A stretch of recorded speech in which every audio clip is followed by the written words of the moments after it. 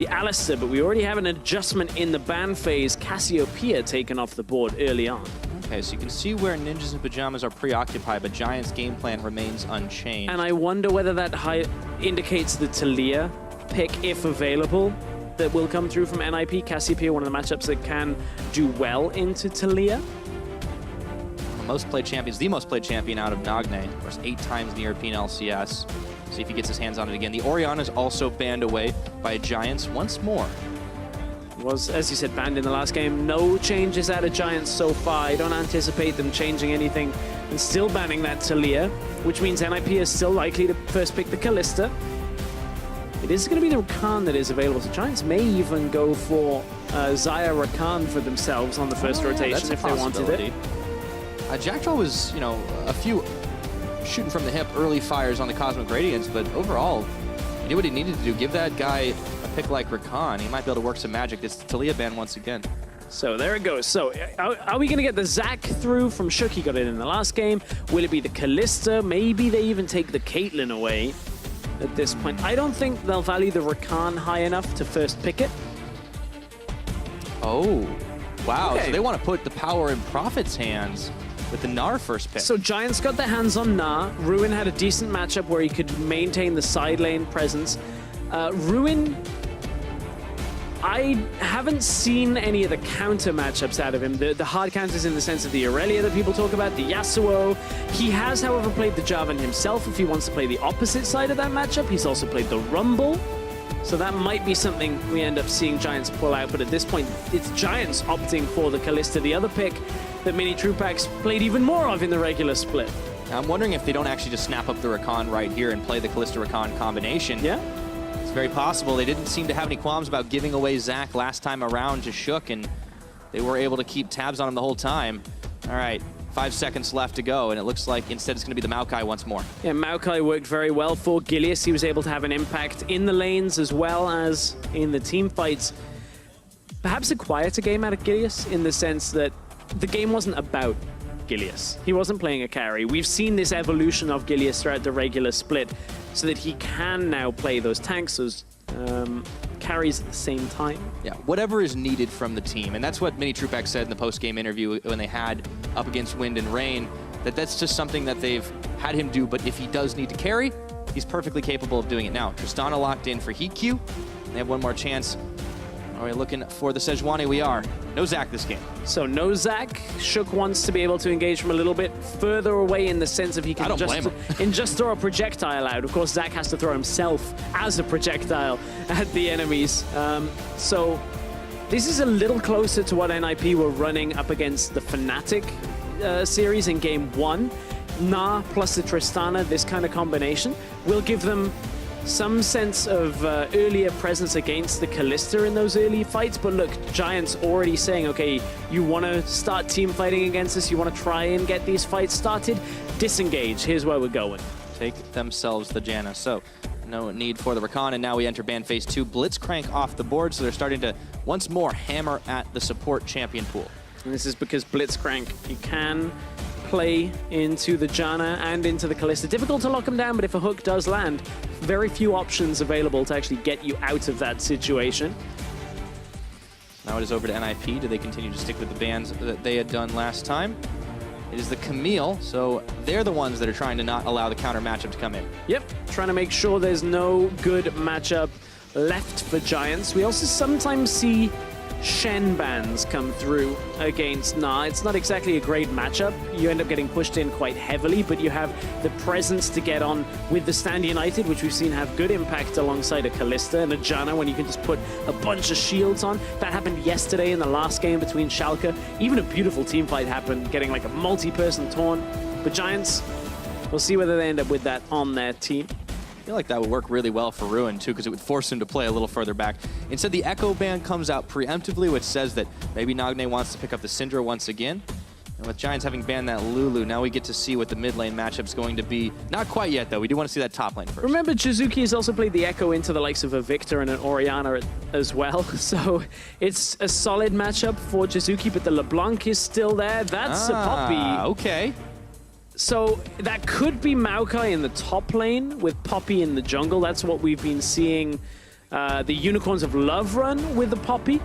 There is the option for it to be Poppy top lane. We'll track that as the lane matchups actually solidify themselves here. Braum would be a good pickup for Ninjas in Pyjamas here. When you look at it, Tristana Braum, Sejuani Braum, good synergy. That's not where they're going, apparently. No. As the timer ticks down, it ends up being the Morgana that's locked in. A little bit more range, a little bit more poke, but also Black Shield. Yeah, also gives extra push power as well. Morgana doesn't quite have the teamfight presence as a disengage that a Janna has, because you kind of have to just be in the fight and you end up dying because you support and you don't really have a whole lot of survivability. Corki would be a scaling component here and a blind pick into Giants. It might be the Syndra we just see come out from Jizuki. We've seen it in one game in the regular split. All right, so for Ninjas in Pyjamas, it seems like they've gone for a fair mix of damage and CC for their team fights, but not sure where this is all going to be going. I'll ask you about that one because the timer's still ticking down, and they are eyeballing the Kassadin for Jizuke, and it's locked in. Oh, that's going to be some late game damage. Haven't seen it this split out of Jizuki, but look, Kassadin, an old EU favorite. Again, you get side lane control. Again, you can survive through the laning phase against Corki. Remember, Corki's base AD was reduced, so less laning trading potential. Kassadin will be even safer. This is a matchup people were saying was good for Kassadin even before a lot of those nerfs happened on 7.16. Jizuki taking a matchup where he can scale, do a lot of damage in the later game, try and run those side lane threats. 20 seconds left and is the point at which you can no longer swap, so it's going to be Poppy in the top lane, Maokai in the jungle. I anticipate this is a matchup Ruin expects to hold a side lane later on and then be able to disengage any fights alongside this Janna, but against a Na, that doesn't look particularly likely to be able to hold the side lane. All right, so Giants have a very clearly defined game plan with a lot of side lane control and some serious late game damage. What are NIP going to do to shut this down, Stress? For NIP, they of course have good team fighting when you look at the Na, the Sejuani. They've got a Morgana to look for catch as well. Maybe it's the Sejuani ultimate into the Morgana Dark Binding that can line up team fights, but NIP maybe a little bit more of a rounded composition where you have some mid-game damage with the Tristana that can scale as well. You've got Corki that can scale. Prophet should have control of the side lane for a long time in this game, at least in my estimation, but we don't see a lot of Nara and Poppy in the top lane anymore, at least not the Poppy aspect of it. Yeah, things are a little bit different, a little unexpected. So Giants have brought a few interesting ideas into the promotion tournament, and as game number 2 kicks off, we'll see if they're going to be enough to guide them to a game 2 victory, or will NIP answer back and equalize? We're on to the Rift to find out. NIP running the Morgana, the Tristana in the bottom lane. That's quite a deadly lane if you can actually get the Dark Binding to hit.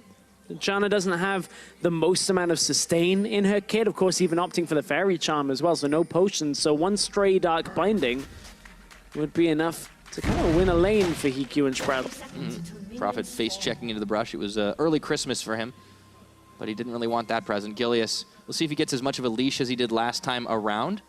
Ruin still staying up towards the top side, so I think that may not be the case. And it was actually a very quiet early game from both junglers until the TP play happened. Yeah, we saw Shook as well a little later start making plays on the top side, got one tower for NIP. But after that, they just slowed down, didn't really have any kind of way of making further plays on the map because Giants, they were spread out over 3 lanes, much like they're going to try to do later on in this game. And for as well as we've seen Giants able to teamfight, this is a really interesting change-up for them. It does seem like Giants have a multifaceted thought process, in all honesty, behind how they approach these games. And I don't know if NIP came prepared for this. And it's a different play style that we're seeing out of Giants. Now, Giants trying to get the information of where Sejuani and the bottom lane is starting here with Mini Trupax and Jack Troll. They did just spot Hikyu and Spraddle heading into lane, and that's where Giants go in at the same time, because look, junglers who started in slightly different positions. Gilius was helped on the red buff by Ruin to start the game, and now goes over to his Raptor camp. Wanted that level 2 to be able to take the camp, because Kassadin wanted to get into lane early as well. Didn't want to have to come across and give a couple of auto attacks to help on the Raptors. Not exactly the best champion from the mid lane at helping. So we might see the junglers taking a little bit of a back seat to where the laners are going to be going, but of course level 6 ultimates are going to be key as always. I do want to check in at the top lane though, because even though this is a little bit of an unusual matchup, Prophet in the early game, he did seem to keep Ruin pushed back and available. Ruin was kind of giving some space to him. But Prophet was definitely driving a lot of the early plays out of NIP. And on this Gnar, I think this is a big playmaking champion for him that should be a pretty crucial aspect of NIP's victory. It feels like a matchup that Ruin has to give a lot of respect to Prophet over to in the beginning of the game. He can get farm under tower, and when Prophet is having that Mega Gnar expire, you can see Ruin trying to use the Q to get some farm there as well. But personally, I feel like Prophet should be able to control this matchup to go later on anyway in his favor. Yes, Poppy is very good at chasing down targets, can trade quite effectively, but with a frozen mallet, we might see Prophet just running down the Poppy. We will track that as we go further in the game. Again, not a matchup that we've seen all that often. That's something that's happening here in this promotion tournament. We had a Jason and a Relegation yesterday. We got Poppy in the top lane. Yeah, a little bit of unusual stuff, of course, but I mean, this is kind of what happens when Challenger meets LCS. Not everybody knows exactly what to expect. They're different leagues, different thought processes dominate. And it makes for some very interesting matches, but it's once again looking like, at the very least, the first few minutes are going to be a quiet start. We don't expect these junglers to really have a huge impact until those ultimates are up and available. You see a gank attempt last time, of course, by Gilius, or all the way wrapping around the side. You can see they were setting up Vision potentially to do that again. Yeah, very similar to what NIP did in game one. It was Prophet that secured this Vision through top side. Now it is Shook that actually comes in here. But look, Ruin already has a ward here, so he'll be able to spot the Sejuani coming. Gilius is on his way top side, so this should be an easy play to defend against for the Giants. And they know Shook has retreated back into the jungle now, but Shook just spotted Gilius himself. Both have the read on the enemy jungler. All right, Gilius on the Krug. Shook looking to come away and take his lunch money, or at least collapse on top of him. Instead, he just gets the flail out, charges in for the Arctic Assault. And there's a root. Gilius is just going to walk away from this one. Pretty easy peasy. A tappy slaps in the jungle.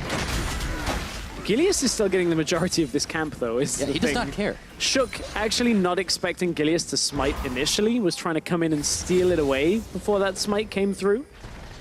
Shook ending up with a little bit of time spent for no much gain. Well, and Shook has been the target of criticism for not necessarily being the most active jungler out of all of our LCS players. He is trying to make some things happen, but if you can't really get anything for it, it's a little bit rough. Yeah, a little bit rough, as is the mid lane matchup. The bot lane matchup actually is the one I want to talk about first. We'll get to mid later. Hiku, 24 CS to 40 from Mini Trupax. This is Mini Trupax, man. This guy is great. He's a solid AD carry. And Hiku, you know, we question whether the performance he showed against Fnatic, which was honestly very impressive, would last in this series, and so far we just have not seen that Hiku show up. That's why Mini Trupax is able to just push forward in the lane. You saw it there. The shield was put on. They've got vision control all around the bottom lane as well, and it means Hiku and Spratel can get just the farm they're able to get from that range as it pushes under the tower. And if they mess up with the autos under the tower, you've seen them miss a couple already, as NIP aren't able to close that CS difference. But they need to do something with this Morgana. You talked about the ability to catch maybe on an errant dark binding, either Jack Troll or Mini Trupax, if they can lock him down for a second. We're not going to see that just yet, but checking back up to the top side, it looks like Ruin is in trouble, has to flash away from the boulder toss. And Ruin, his health bar was definitely getting ruined on that one, so now Prophet, he's starting to show up pretty impressively, chasing away the little Yordle. Yeah, and Prophet now knows he's safe up on the top side, is able to pull the wave back away, even checks the brush there to make sure that nobody was in the lane still. He's had a great set of plays, at least in this game so far. His Summer Split performance has been perhaps the best of NIP when you look at the players on the lineup. Yeah, I mean, there's a reason we looked at Prophet and say this is a guy that might need to be the one putting on his carry pants, because while Nagne and Hiku may be the big damage dealers, Shook may be able to facilitate some things, it is more often than not Prophet that's getting the lion's share of the damage out, and now he's on a champion like Gnar that he can definitely do that on. And he can also create openings and opportunities for NIP to build from. I think that is one of the most important things. Is we discussed how he went from being just a carry player to out being a team-focused player at times. I think Gnar is the right champion for this, where he can strike that balance between the two, where he can open up the side lane, push back Ruin as much as possible, and then go, okay, now we'll team fight, because I'm Mega Gnar. I can come in, I can have this big team fight presence. And having the Poppy as an opponent doesn't really seem to phase him all that much. So Prophet, he's able to keep himself nice and safe and able to put the damage out as well. Now we're getting a little bit of extra insight from Ruin. If his poppy's pretty good, we want to see. Maybe he shouldn't build items then. Yeah, that was all the way back with Kikis on Fnatic Academy. When they were trying to get their way back into the CSQ. So that has been quite a long time since that. For those of you confused at why Kikis was playing in CSQ. Of course, that was before they were picked up by Mysterious Kikis has Monkeys, been at like every level of play, man. But the guy to focus on is Ruin. We've seen him for quite some time. In Challenger, he was a part of the SK lineup after SK dropped out of the LCS. And never really solidified himself as a great top laner in Challenger, but this split has been a lot better for him. On Giants has been looking so much better. As you said in Game 1, very aggressive playstyle, pushing forward. I think this is the right time for Ruin to be proving his worth. We'll see if he's able to do it, even though he's down a bit of CS. And, you know, it is a large part of that Giants success story, because this is a team that dominated consistently the Challenger circuit for quite a while. Of course, they lost to Schalke 04, another team in this tournament they might have to face later on down the line, but Giants had such an impressive performance, and you know, it's easy to think that, oh, you know, Giants, they got relegated from LCS, how good can they be? This is a very different lineup. Oh yeah, wildly different lineup. No longer the Holy Trinity. And Giants right now have just looked like a much more solid all-around team. They got an AD carry that is reliable. You can put stock in, give him a lead, and he'll carry. The mid laner, Jizuki, was playing on Giants only the Brave, their secondary team before this. So this is a player that they have a lot of trust in, and for good reason. He has dominated the mid lane matchups as well. Gilius, very experienced player that we've seen grow from strength to strength, playing the tanks on top of that. Like, I'm not even yet talking about Jack Troll and Ruin at this point, and you can still go on at how consistent this Giants lineup has actually been. Yeah, and speaking of that bottom lane, Mini Trupax, another player on Giants only the Brave, and the reason we talk about this guy coming out of nowhere, because that was really the first team we really saw him do anything on, but considering how impressive his individual level of play has been, I mean, that is the kind of thing that makes you perk your head up and go, oh, wait a minute, this is a very talented young player coming in and making some serious plays in the proud tradition of excellent EU players. Usually in the mid lane, but we don't talk about AD carries as much as we should. I think this split is actually EU AD carries a little more. We were discussing this earlier on in the week, I believe. I feel like this split, we can kind of make a lot of arguments for AD carries on top of that. Well, when everyone in mid lane's picking Lucian, I mean, like, now we're going to start moving towards the actual ADs. That's very true. This game, the AD carries, again, Mini Trupax going in their favor. You can use a Callista Wren now on the Dragon, get a Cloud Drake for yourself early on. Nice little bonus for Giants, but we are in the middle of a laning phase still. Mid lane, Jizuki and Nagne waiting to scale up. Jizuki will be able to take a lot of control later on, and you can see he has basically just survived a laning phase against the Corki, and he'll be like, okay, I'm now at a point where I can start finishing my items, Rod of Ages coming through, and just look solid the later this game goes. And Kassadin, we know if he gets 2 kills, that's basically the game done. Yeah, he's definitely starting to get a little bit worrying for NIP, who haven't been able to come up with first blood in this game. And remember, the last time around, Giants, they secured the first dragon because they had to give up the top tower that was being pushed in for NIP. This is an even slower start for the Ninjas in Pyjamas, and it's a small gold lead for Giants, but they've been able to hold firm. Now, Shook is coming in bottom for a lane gank, but look at how far back the Giants dual lane is playing. And they're under their tower with a Janna, with an exhaust as well, so Giants should be able to play this defensively. What NIP are trying to do, though, is assume as much control over Giants' territory as possible. Sprattle looking to plant extra wards, trying to find the Maokai, has just spotted him heading through that middle lane. So now they have the information. NIP are trying to push back that bot lane as much as possible. Shook is still there. This is something Shook does quite a lot. Wait around lanes to try and make a play. But at this point, you see he's not advancing a lead. This does work out quite a few times when he tries it. Shook is in the right place. Yeah, especially in the bottom lane. But I like that Giants are playing, I wouldn't say so reserved, but playing safe enough, not taking unnecessary risks. With a few exceptions last game, you could maybe attribute to just the game running away in their favor and losing their heads. We're seeing Giants play with a level of poise that I don't think you can even expect from some LCS teams.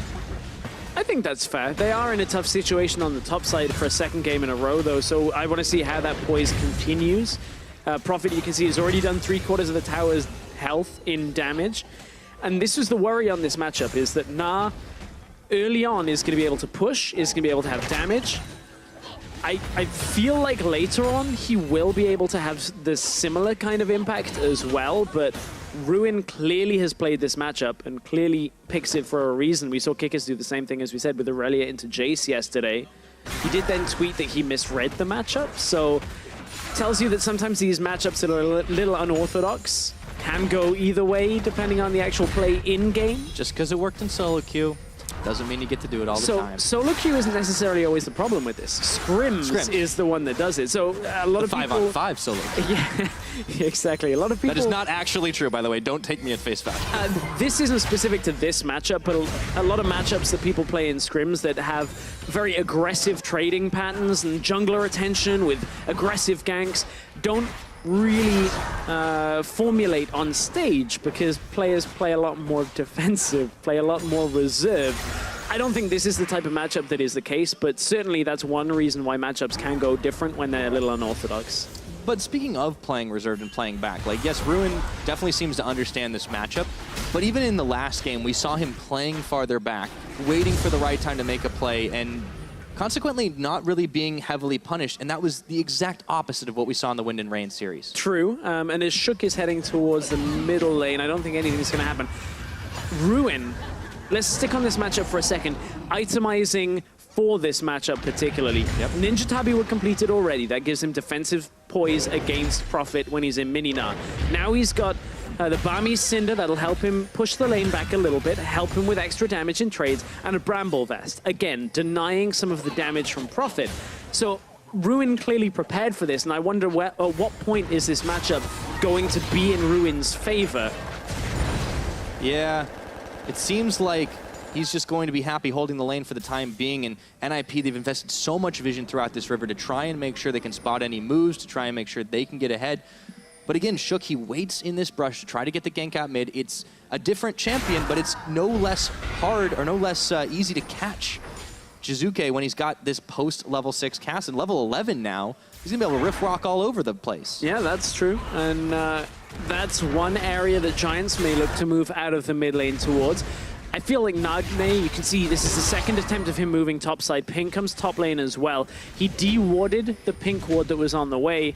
The control ward, I should say, as NIP will get this tower in the top lane. Nagne returns. They knew they'd already worked that advantage from just the Na versus Poppy matchup. Okay, so that gives the advantage once more to NIP up topside. While they were away, Giants trying to finish off the tower in the bottom. Doesn't end up happening. However, they do have it quite low, and with both junglers hanging around, they're going to be a little bit careful about going for the all-in play. Mini Trupax, haven't talked as much about his atomization, but of course the standard Kalista start with the Boots 2 rush and working his way up as he has the Bilgewater Cutlass. And a lot of that allows him to get into the lane on the Kalista faster, push out the lane as much as possible, try and get damage down on the tower. You can see is very low in Giants' favor as well. They got that Ardent Sensor quite early on. Jack Troll running the now standard rune setup where you run the golds on the yellows. The all that money. 10. Yeah, and the quints. So he has already made it to this point. I mean, that's why you win the race, right? Yep. So I feel like for Giants, now that some vision's been able to kind of evaporate here in this river, Rune's going to be able to run through and clear away some more. It just seems like NIP, for all the movements they've been making, and sniffing around, they just haven't been able to find an opening. And that's why this game is so dead even at 60 minutes. No kills, towers traded. That's about it. And with a Kassadin on the other team, I feel like this is always going to favor Giants. Giants would like that Kassadin to have a kill or two, though. That's the difficult thing, is Kassadin, when he's just in a farm game, does scale up very well. But you do need just a little bit of a boost to get that Kassadin into the game sometimes. All right, so should they be trying to make the plays? That's a difficult one because you look at where do you make the play, right? Corki should be able to Valkyrie out in the middle lane. You've got a Tristana that can jump out in the bottom lane and a Na that's difficult to lock down in the top side. So you can see why it hasn't really culminated in any kind of play. NIP were looking for the Rift Herald, though. That's a bit of a time sink, and that's why Shook is going to pull back away. Yeah. Giants have the opportunity to do this, though, and they have now. the Kalista. Yeah. Ooh, after they'd scared them away, if they were able to get this one just like last game, Giants just looking to come out slightly ahead of this early game. Now, Spraddle is coming to the rescue. You can see Heatcube kind of trying to collapse around, but there's no hard commitment here from NIP. The rest of them are already out of there. Shook is already back. So once again, the Ninjas have given up the Rift Herald, and it gets picked up by Gilius. And now this could be used mid lane to break through the Corki line. That's one thing Kassadin struggles with on his own, is actually pushing out the middle lane against a pick like Corki. They aren't going immediately for it, though, as Giants are kind of resetting the game for themselves. You can see Jizuki opting towards that Lich Bane, as we see a lot of times on the Kassadin. Maybe in trouble here, but no ultimate used by Shook. Yeah, he's got the Rift Walk out. Doesn't matter too much, and you could see right before we panned up to that one, Prophet being held in check by all of the armor that Ruin has thrown on. A Glacial Shroud added to everything. And Prophet might be in the Meganar. Yes, he can throw some rocks, but Ruin can absorb hit after hit after hit. Is he going to win this matchup? No, but this Poppy is definitely not going to die anytime soon. At some point he might. Prophet only had 3 minions worth on low health to actually get attacks onto the tower. So Ruins looks to be opting towards the build that we've seen quite a lot when Poppy was meta. When you go Sunfire Cape, you get yourself Iceborne Gauntlet, you kind of stick on somebody, you hit them a lot. There is the other school of thought where you can get Righteous Glory, but... Oh, actually, it could be a Righteous Glory, because it builds out of Glacial Shroud. I was about to say, but it doesn't build out of armor, and I realized we changed that a bunch of patches ago, and now it does. So it could be Righteous Glory. I'm glad you've been studying up. I know, right? I was like looking, because I had a conversation with Chachi about Poppy, because he's the Poppy wonder. I mean, he was the pre-rework Poppy, man. Exactly, and he was like, yeah, Iceborne Gauntlet's still great. So that's where my mind was at. But look, a lot has happened in this sequence here on the game as Giants push through the top side. We saw the Sejuani ultimate used in the middle lane. Ruin has been able to hold off the bottom side as well, and Giants are once again pushing forward, trying to just take as much control of the map as they can. Yeah, and it's resulting in a gold lead. We're not quite 20 minutes into this one, and you can see how much damage they're able to dish onto this tower. So they get number 3 for themselves. NIP unable to find an answer. And once again, it seems like Giants are just playing this out slow and steady to win the race. And I don't know whether that's a playstyle that NIP can afford to bring out here. I don't know whether NIP actually want to take a slow game. Maybe they want to be more active on the map, try and start fights, because I feel like if you let Giants play their own game, they will start to smother you again. Yeah, it seems really strange. Once again, we talked about how NIP drafted for Teamfight, drafted some ability to get catches, but Giants, they're not giving an opening. You can't cast a net wide enough to catch these guys. Yeah, exactly. Like NIP, their win condition kind of starts to build on this Sejuani ultimate, the Dark Binding that comes from NIP. But look, Jizuki now with Ruin in the bottom lane. Okay, Keeper's Verdict flashing forward, Rift Walk, and now Prophet has nowhere to go. The Buckler, the auto, he hops, and it looks like he's going to maybe make this one out, but Jizuki still got mana in the tank,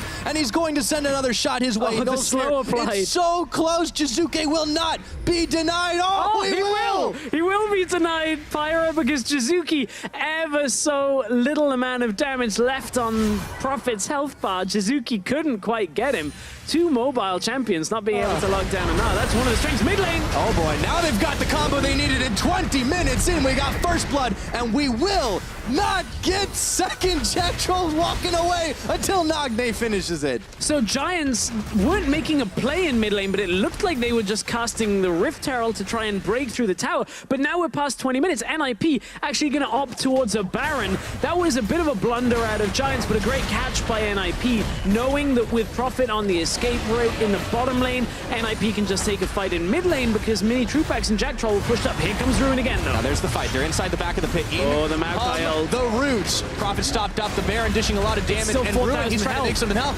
Jizuki, he's exhausted for the time being. Sends out the Force Pulse. Gilius, Prophet dueling with each other here, but the Baron is allowed to reset. Shook very low. No way NIP can get this Baron now. It was a nice attempt. It looks like he may not live to tell about it. Flashing away. A lot of summoners burnt. Dark Binding comes and catches Jizuki for the disengage, and that will be all. 3 versus 5 denial out of Giants. They're going to clear away the vision from the pit. They have Callista, and remember, NIP, they're recoiling. Prophet's dead. They're actually now going to start the Baron because they got Callista. Giants, from what was an overcommit in the middle lane. Jizuki stopping the backs here again. Nagne, no mana, now cannot come up to this pit to contest it. From what was NIP punishing Giants hard in the middle lane, Giants settle themselves with the top 3 members of the team and just deny NIP, take up enough time that Mini Trupax and Jack Troll are alive, and the Baron has gone to Giants. Another uncontested Baron. It counts as uncontested because it reset. Giants really just despite some individual mistakes, this counteraction was impressive and nothing NIP could do. So Gilius knew that he didn't have to commit more than his ultimate at first because it'll lock NIP down, Baron will deal more damage, you can turn around and actually kite this fight backwards, just take more time, and then Jizuki gets more damage down. Look, Kalista and Janna are already running from the base, so NIP know they've got Hikyu very low. We didn't catch how Jizuki finds it, but Jizuki was bound up. Hikyu comes back in to the... drags himself back away. Okay. And then Prophet goes forward, root from Gilius into the kill. Okay, as Giants then ended up looking for the Baron. Easy Kalista play on that one, and Prophet, unfortunately, was trying to help out his team, but couldn't quite survive. Yeah, and first death that NIP gave up on the game, so now it opened the Baron buff right back up. It opened mid-tower here for Giants Gaming, and yet another Dragon. So for 2 games now, Giants Gaming not without some individual mistakes and stumbles, but overall, a very strong sense of how to play it without giving any weaknesses, giving any openings for NIP to punish. Oh, and we're in the game state exactly like game 1, Pyra. There's different playstyle out of Giants than we saw in the regular split and in the playoffs, where they're playing a 1-3-1 strong side lane setup. Now they've got the Baron buff. TP comes through because it's a 2 versus 1 on the bottom side. It's a wild Jizuki chase. He needs to drag them back towards the team. He just killed Hikyu. He just doesn't have any damage, so now Ruin's gonna tag his way in with the hammer shot, and Ruin's gonna pick up a kill. Giants are running train. Oh, this is just going from bad to worse for NIP, but for Giants, they are finding the exchanges, finding the fights. They capitalize on a misplaced 2 versus 1 in the bottom lane, and Hikyu ends up dying. Giants, again, in full control of a game that started out a little bit rocky, and it's Jizuki on the side lane threat. They didn't have the Echo. They bring out the Kassadin, and again, he's looking like a complete monster on the side lane. Once again, we had ourselves a slow start. However, looks like 10 minutes earlier than last time around, Giants are breaking into the base. Gilius following around, keeping NIP occupied. Ruin tagging in once again. They're going to find the kills. Keep on going here. It looks like underneath the towers, they don't care. Down goes Nagne. Many Trupacs even getting a kill. Ruin on the freaking Fountain Man. They're coming up with it huge. Giants have broken the back of NIP off that Baron play. And look, only 3 members remain against a full Baroned up team from Giants looking for the win. NIP struggling to try and react, but Giants on the verge of going up 2-0. Not presenting any weaknesses as they hide right within the line of the minions to get the last Nexus turret down. And if they can play this one out nice and safe, continually pushing them back, Jizuki is still absolutely massive, and the Giants, they are grinding NIP's bones to make their bread this game. Wow, that game just ends with Giants getting the Baron, playing the side lane. NIP tried to make a catch happen against the Kassadin because you're trying to deny the 1-3-1 setup. You're trying to get a kill out on the side lane, but NIP did not read that commit well enough. Giants just TP in. In comes Ruin, saves Jizuki, they win the game. 20 minutes and 30 seconds in, we get first blood in NIP's favor. 5 minutes later, Giants end the game. What the hell was that? That was a very different game with the same pattern of how Giants won. But you're right, 5 minutes later, the game is completely over, and Giants are already headed to the back, looking at how they got to win one more game, and they're 1 step away from the LCS. We could very well be in a similar situation to the last time around in the promotion tournament where both the challenger teams show up right away. It was a 5-game series yesterday, but Giants, they're looking to make this one 3-0.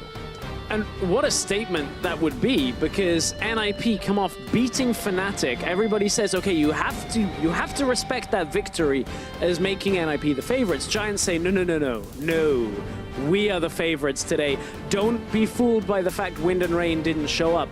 Giants, Jizuki, Mini Trupacs have both been looking great. Ruin did a fantastic job in this game. You can't pick out any member of Giants and say, yeah, this guy's not doing well. And it was the exact same thing in the early game with NIP finding small edges here, not any kills this time around, but being able to push in a couple of lanes, establish a little bit of control. Up in the top side, Prophet was kind of punishing Ruin a lot in this matchup, but when it came down to it, that Poppy did exactly what it needed. It did everything it needed. Ruin had one item at the end of this game. Righteous Glory.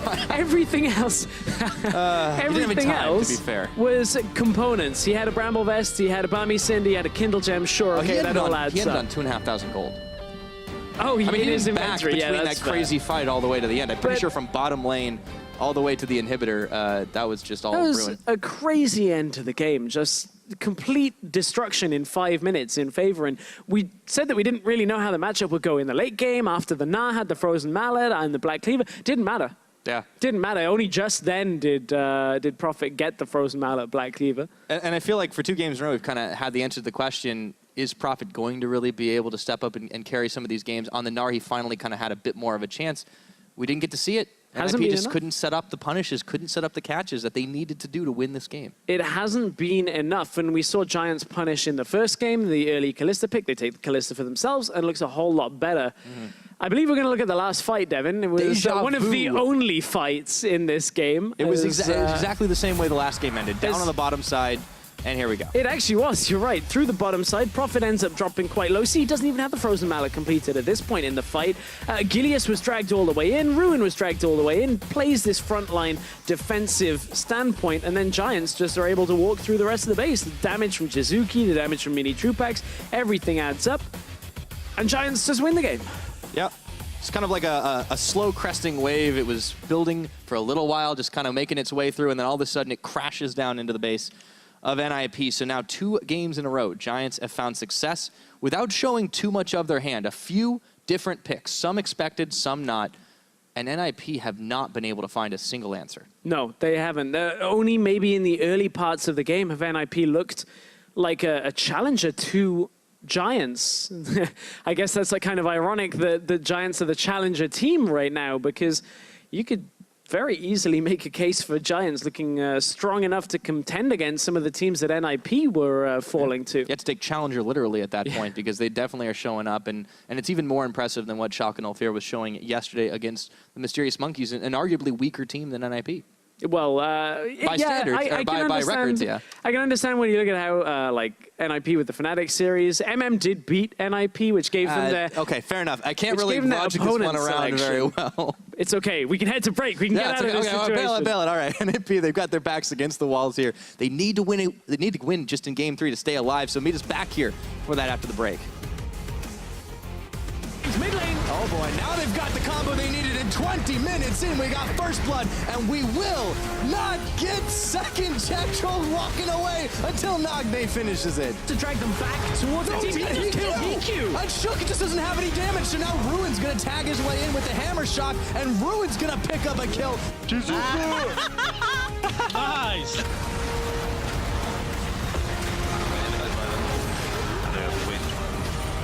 Underneath the towers, they don't care. Down goes Nagne. Mini Trupax even getting a kill. Ruin on the freaking Fountain Man. Zuke is still absolutely massive, and the Giants, they are grinding NIP's bones to make their bread this game.